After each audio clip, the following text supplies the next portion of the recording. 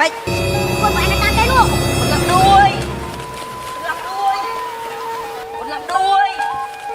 ឡើងដួយឡើងដួយឡើងដួយគាត់ឡើងដួយឡើងដួយ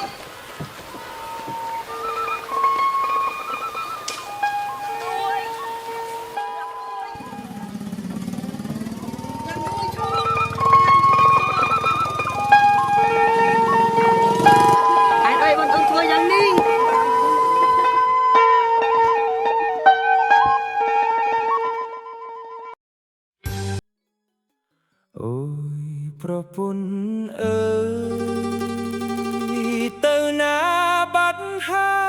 យទុកបងនៅផ្ទះម្នាក់ឯងបាយក៏គ្មានអ្នកចំអិន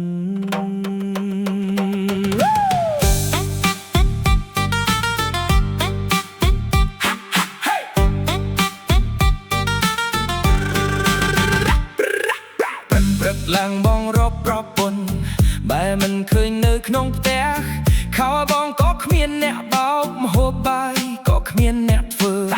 បងសួរអ្នកជិតខាងគេប្រាប់ថាអូនទៅឆ្ងាយបងអង្គុយស្រក់ទឹកភ្នែកតែពោះបងឃ្លានខ្លាំងណាស់ណាអូនអើយហេតុអ្វីរត់ចោលបងខុសត្រង់ណាបាបងធ្វើអូនខឹងបងសុំតបបានទេប្រពន្ធនាយមើលរត់ចោលទុកបងនៅម្នាក់ឯងពេលយប់គេងប់ខ្នាយពេលថ្ងៃអង្គុយសោកសៅប្រពន្ធនាយមើលរត់ចោលបងមិនដឹងធ្វើម៉េចទេបើអូនវិលមកវិញបងសន្យាថាមិនឲ្យអូនទៅទៀត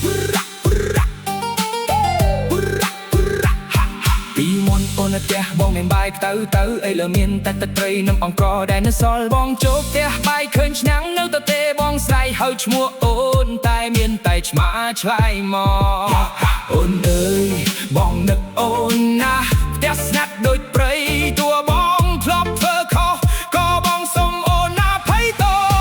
ប្រពន្ធនាយមិនរត់ចោលទុកបងនៅម្នាក់ឯងបេះដូងបងឈឺណាស់តែពោះបងឃ្លានជាង